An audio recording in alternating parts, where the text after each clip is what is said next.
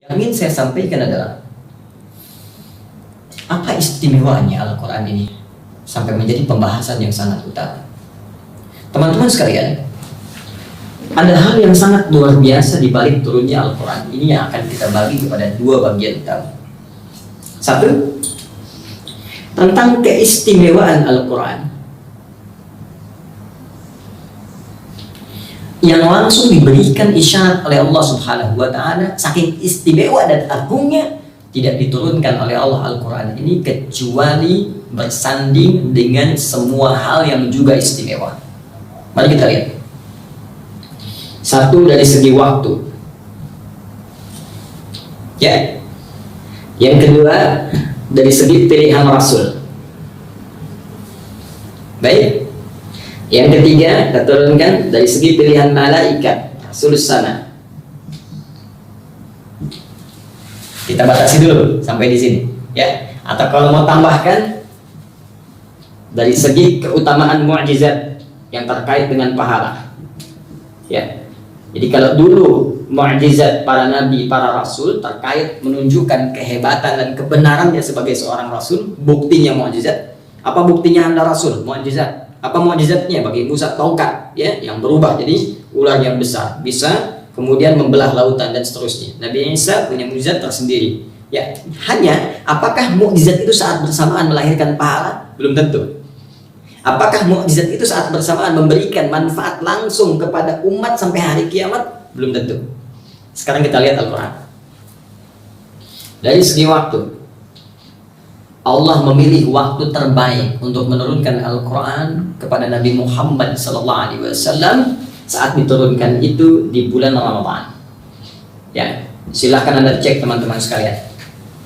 Dari 12 bulan, setahun 12 bulan yang kita lalui, terutama bulan Hijriyah, ketika Al-Quran diturunkan dipilih bulan yang terbaik, bulannya bulan Ramadan. Di sana banyak pahala berlimpah seperti kita rasakan saat ini. Tenang kita menunaikan ibadah, ya, menyatu kita dalam ukhuwah Islamiyah, maghfirah kita dapatkan. Begitu turun Al-Quran dipilih bulan yang sangat baik. Allahu Akbar. Baik, dari segi waktu. Kedua, Rasul yang dipilih pun oleh Allah Subhanahu wa Ta'ala bukan Rasul biasa, tapi Rasul yang paling istimewa. Allah tidak memilih Nabi Sulaiman alaihissalam. Allah tidak memilih sebelumnya Nabi Ibrahim alaihissalam. Allah tidak memilih kemudian Nabi Musa alaihissalam, Nabi Isa alaihissalam, tapi yang dipilih Rasul yang paling utama, Muhammad sallallahu alaihi wasallam. Yang sebelum Nabi Muhammad bahkan terlahir ke muka bumi, semua para Nabi dan Rasul diminta perjanjian oleh Allah.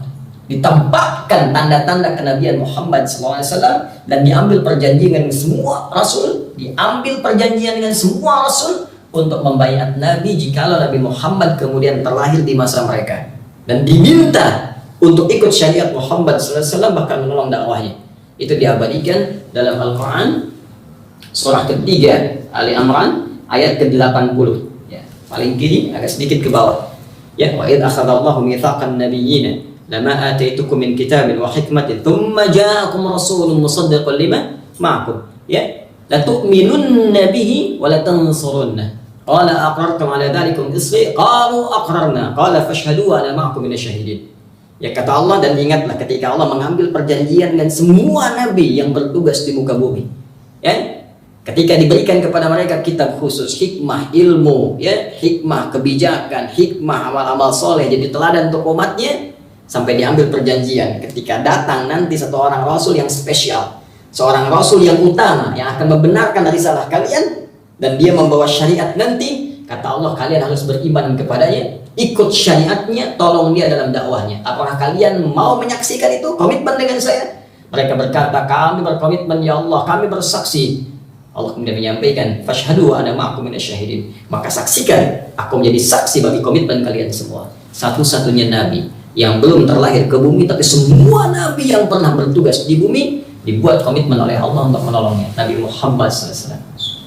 Karena itu Nabi Ismail, Nabi Ibrahim memberikan isyarat kemuliaannya, diabadikan di Al-Baqarah itu ayat 129. Nabi Isa alaihissalam memberikan isyarat kemuliaannya, diabadikan di surah As-Saff ayat ke-6 itu, dan seterusnya. Tidak ditunjuk untuk diberikan firman Al-Quran ini kecuali pada Rasul yang mulia. Tiga, kita belum selesai. Malaikat yang diutus untuk menurunkan Al-Quran dengan izin Allah Subhanahu wa Ta'ala. Di antara sekian malaikat ditunjuk yang paling mulia, Jibril. Anda bayangkan, ketika Al-Quran diturunkan lewat malaikat Jibril, naik pangkat Jibril menjadi Ruhul Amin, Sayyidul Malaikat, pemimpin para malaikat. Ya, setiap nabi, rasul di bumi punya rasul teman di langit. Rasul itu utusan Allah, malaikat diutus ya oleh Allah untuk bisa berinteraksi dengan nabi, meringankan tugasnya di bumi. Ya, setiap nabi punya teman malaikat sendiri. Nabi Musa temannya siapa? Malaikat maut. Ya, pada masa itu. Tapi ketika datang Nabi Muhammad, diturunkan Al-Quran, ditunjuk Jibril alaihissalam, naik status langsung jadi Sayyidul Malaikat, pemimpin para malaikat. Allahu Akbar. Naik pangkat kalimatnya Ruhul Amin. Karena itu ketika malam Al-Qadar itu tiba, malaikat yang lainnya disebutkan umum, malaikat yang ini spesifik roh. Allahu Akbar. Ya, tanazzalul malaikatu warruhu fiha biidzni rabbihim. Turun para malaikat spesial dipimpin oleh Ruhul Amin. Ya, malaikat Jibril. Ya. Ini pemimpin para malaikat, naik status. Baik, ketika diturunkan ini menjadi mukjizat. Sebagian tadi telah saya sampaikan. Apa di antara mukjizatnya? Nggak usah tinggi-tinggi, ya. Orang baca Al-Quran nggak ada orang bosan. Silahkan cek sampai sekarang.